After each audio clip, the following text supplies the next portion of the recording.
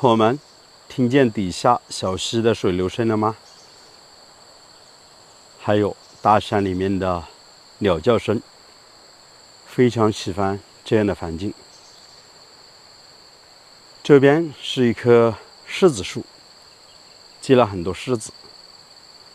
今天我们又来看一栋独门独院的房子。房子啊是通公路的，但是呢车子无法开到院坝，我们是步行从那边走上来的。进村的道路将近宽5米左右，都是水泥路面。这边靠近幽水河，将近有200米，距离进城的主路也有200米左右。这边距离城里面有15公里，交通还是挺便利的。镜头前方的这栋房子呢，就是今天我们要看的房子。房子有5间土家族的房子，结构非常不错。基本上这栋房子拎包入住，打扫的也是干干净净。木房子的旁边有一座偏房，砖结构的，这边还有个杂物间，也类似于凉亭一样的。平时呢就堆放一些杂物，或者晾晒一些衣服。这栋房子啊，主人家一般几天或者10来天回来一次，现在都搬到城里面去住了。但是主人家还是很爱惜房子，所以经常回来打理。房子的门口有一小片竹林，这边都是苦竹，前一段时间刚刚长过笋子。院坝已经全部硬化了，将近有80多个平方左右。在那边还有个杂物间，应该也是他们家以前养猪的猪圈。还有个村里面统一修建的一个浴室淋浴的地方。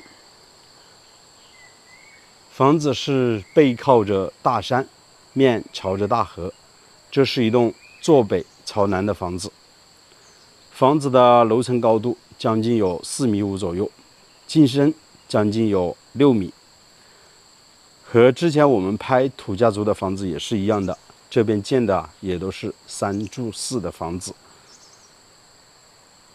它的外墙已经全部上了油漆，并且打磨过了。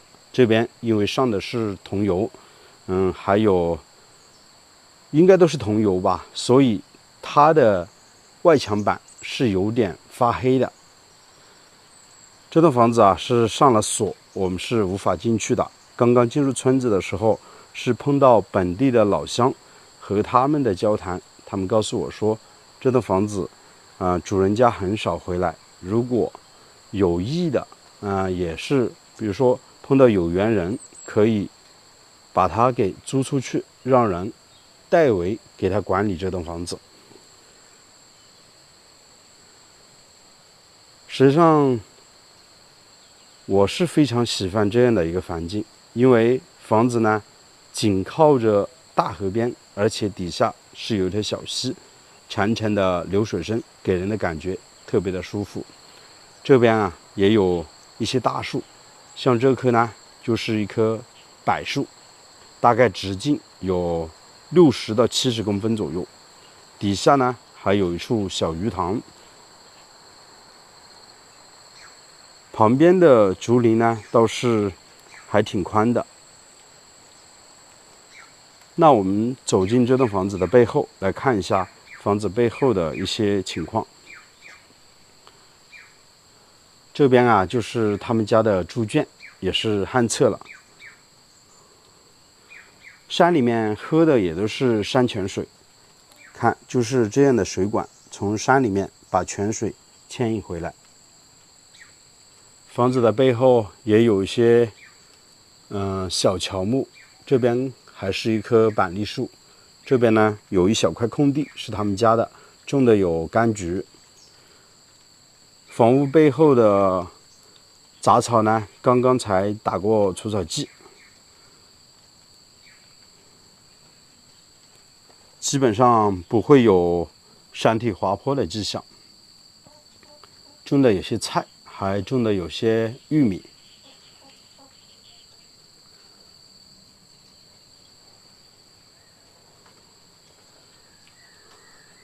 非常舒适的一栋房子。整个这个位置呢，只有他们一户人家，在对面呢，零零散散的有些住户。这个院坝还是非常宽的。平时养些鸡，这些玉米呢就丢在地上，鸡饿了会自己过来吃。这地面打扫的是干干净净。很多朋友问我，去山里面找房子，怎么找到一些闲置房呢？实际上啊，只要自己勤劳一些，走村串巷，碰到人多问一问，村里面哪栋房子是闲置的、没人住的，基本上一问便知。像今天我们所来到的这个地方，也是问了村里面的老乡，他们说这栋房子是闲置多年，而且主人家在城里面都建了房，基本上是不会回来了，只是偶尔呢舍不得房子回来打理一下。看这户人家真的是打理得干干净净，旁边的杂草才刚刚打过除草剂，这边呢还种的有些豆角。他们家旁边的地倒是挺宽的。住在这边啊，完全不用担心有人过来打扰之类的。这边怎么有个池子啊？有很多管子。这个池子以前应该是蓄水的，现在也没有用了。这边也是如此啊。这个凉亭还是挺不错的，感觉这个地方以前好像是他们家烤酒的，大家发现了没有？这个位置好像是烤酒的。这边有个烟囱啊，还挺高。在我们湘西，家家户户啊，水源比较好的地方，都喜欢烤酒。这边还有个池子，应该就是烤酒的。这边的海拔将近有800米左右，大家也不用担心，到了夏天会非常的炎热。靠近河边的房子，基本上每天都吹着微风，还是挺凉快的。镜头的前方，我们看到一座石拱桥，桥的下方就是幽水河了，所以这边距离幽水河边也很近，也就200米左右。以前啊，村里面的老乡基本上都靠幽水河捕鱼为生。现在呢，河里面不能捕鱼了，所以年轻力壮的都出去打工，上了年纪的就在村里面种点稻谷和玉米，养点鸡鸭。现在养猪的也比较少了。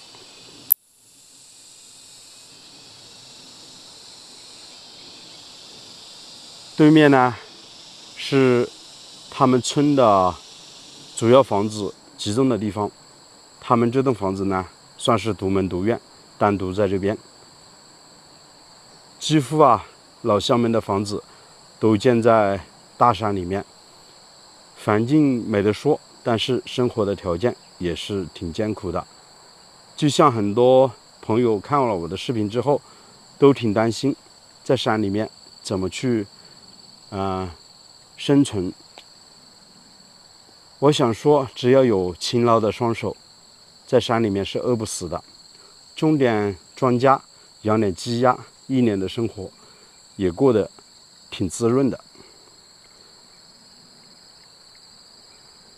看这边都是老乡们种的玉米，再过一段时间都可以收割了。